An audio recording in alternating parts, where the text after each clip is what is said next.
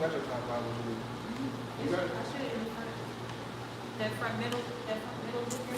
No, the front. The middle zipper, yeah, that big one. Yeah, that one. Should be right there on the side. And then, Yeah, I'm about to have you down tomorrow. I'm about to have you interview me. I'm about to do what? I'm about to have you ask me some questions. But it's not that much. You do it, man. You just playing around and I'm about to get on. I'm about to do it. I'm about to do it. I'm gonna play around with it, whatever. Where you get that other phone? Hmm? Where you get that other phone? This one? Yeah. How you like that? How you want Well, this been another one. when it come back around? Yeah. Oh. It's been around, I ain't went nowhere. Nah, he's coming. I guess. Look, I don't think it's elevated. No, like, there's like something else. Oh no, it's good. We're good. I wanted to make sure I wasn't Yeah, interrupting you. yeah, you're fine. You're Can fine.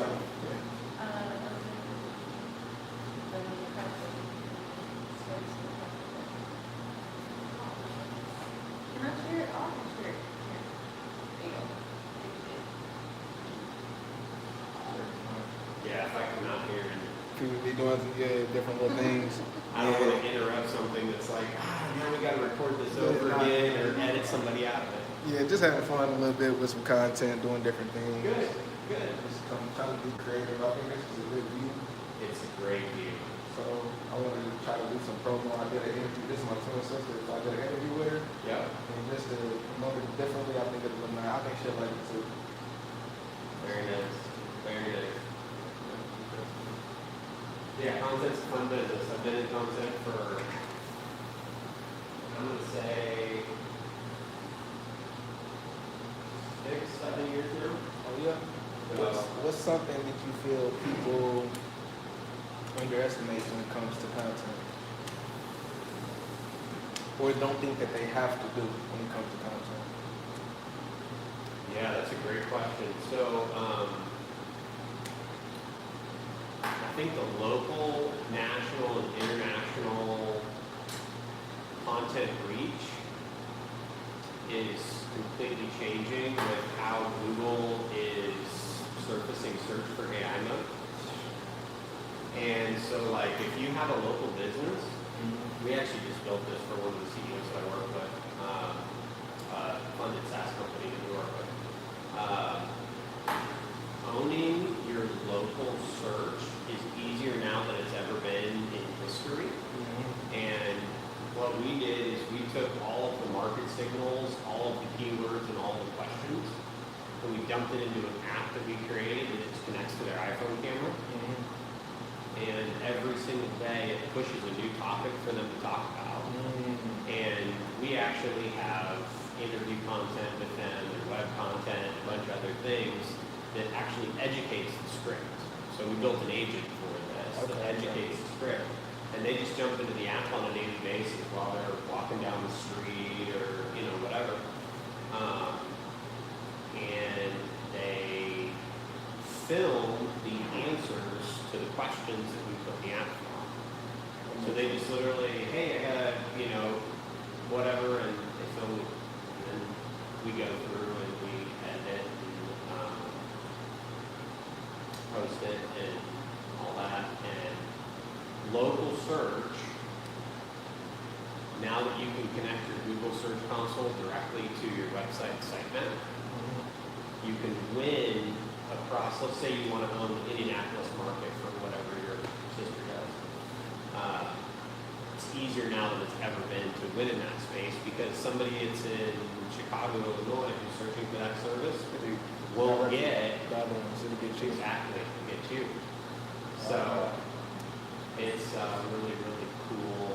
really cool time to be in content because everything's changing. Yeah, it definitely is. And I noticed, especially with social media, the algorithm has changed, and it's really in a lot of people's favor, especially if you're active, because now it reads literally either what's on the picture or behind it, and the AI helps try to push it. And it's hard for a lot of people to get to their direct consumer. So what you created, that sounds like it would be very valuable for someone that's trying to reach and be able to get that full market, especially when people are looking. Because we go out of town a lot, and we're always looking for something. And really, the only thing that pops up first is the thing that gets the most views on Google. So, And people don't realize that long form content, so one of the things that we started doing with all of our, so we work with Series A to Series C companies. So we can work with them after that, but generally funded companies, Series A to Series C is where we work. And we will go through, we built an agent to collect all of the signals in their market, including an API that connects into Reddit threads, so it'll actually find the questions and the topics that these people are talking about, feeds that into signals, and then we curate it for them, and we'll build those into long form interviews where we'll sit there for 90 minutes and just interview.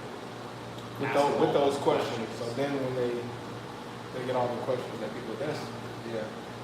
And then the fastest way to clear up like a reputational issue, if you get a negative review or something like that, is just to literally jump on video and answer the question. Oh yeah, absolutely. Just jump on and be like, hey, I saw this, I want to give the actual situation and the procedure. And it simplifies the process. So, yeah, it's getting easier and harder than it's ever been. It's more saturated, more crowded than it's ever been, but it's also easier and simpler than it's ever been. Because everybody's trying to go viral in today's world. Yeah. The problem with virality is that 95% of the content creators out there will never even get close to virality. And the reason they won't get close to virality is because the people who are actually looking for, the people who are making content that goes viral are making content for a massive audience. And the only reason people are engaging with it is because it's an answering a question that they have right now. Like, tell me about this new ad, or whatever. They're answering it for an entire market of people. Whereas if you have a niche business, you're trying to own keyword ecosystem or keyword universe around it. You're trying to own the questions people are asking about it. You're trying to own the signals in the marketplace and give opinions and helpful information, educational content and all that. You don't need to go viral to run a $5-6 million a year business. Yes, that's very You true. just need to own that ecosystem. That's very true. Who has money that's asking that question that I can help own that ecosystem? That's very true. So, Yeah, that's very true. You're definitely right. I look at content every day, all day, and there's a lot of people that just creating. A lot of people actually go viral and don't have no income or don't know how to connect to business. So when a lot of people look at the bigger influencers, they think by going viral is going to get them the opportunities when not at all. I don't care how many views you get. If it's not connecting to a business or being valuable for the next business to be able to promote food, they're probably not investing into this thing. well, and those people who go viral don't actually make a dime off their viral videos. Sure. Unless they're on, TikTok and making $1,000. But even then, that's oversaturated. Like everybody's constant random videos that go viral. We scroll down on reels and there's random things that go viral. Somebody just saying something crazy, but it's not connecting back to something that we did. Which is why it's easier now than ever to win if you're, again, niche, local, national, or international. It's really hard to win international. With Google's new changes, it's really easy to win local. And it's getting easier to win national. So, yeah, it's kind of fun. So someone was, so I have a little book affirmation and stuff. Would your company be able to help someone target that network, or does that have to be something specific, like positive affirmation or morning affirmations? So you wrote a book on affirmations? Yes. Okay. best way that I've seen to launch a book recently is Substack. So if you've launched a book recently, you can probably use ChatGPT or Claude, whichever one. I don't know, are you familiar with using Claude Code? But I don't know much about the code. I'll do the actually got the bring in chat. So take your book, break it down into every single chapter, upload it to Claude as a project, and in the system prompt, tell Claude, this is my content creation engine or whatever. Here are the 20 people that I follow in the Substack number one, content creator number two, best authors in space, whatever, number three. Help me identify my voice, create a voice doc as a markdown file. It'll do it for you. All you gotta do is give it the command, add the markdown file to the project, and then go through and actually have the markdown file access all the projects or all the files for the book, and then tell it, I want to create 4 posts a day. Give me 2 carousels, 2 quotes, 2 affirmations, 2 scripts or whatever, and then pick what you like from it. And then every time one goes well, feed it back in and say this was you're just feeding it, basically updating its memory every time. So you're just using Claude projects. So on Substack, how do you get the engagement going on Substack?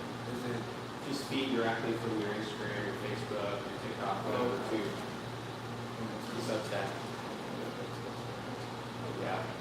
thanks for that? But yeah, dude, if you set it up in a Claude project, it'd be super easy for you because now the project has the ability to access the book. And so you can be like, hey, I want to do 45 days and like 4 posts a day, but they need to be valuable. So like, here's my audience, and here's what they're struggling with, and here's what they're Claude project, all of that. And all you have to do is just take your gift as a person and share that with an audience who's already trying to find it or needs encouragement or wants, affirmations from it or something. So it's just remember the whole concept of the Claude project is giving your Claude an education. So your information is the education, and then you're like, hey, these people are the people that I follow and that I want to be like, or I have, give that to the project as well, and it'll start actually educating itself. And then as it updates its memory, it'll give you even better feedback. So, yeah, it's easier than ever and harder than ever. Yeah, it's just a learning and then applying the action and just figuring out what works, what don't work, making it not sound too much like AI.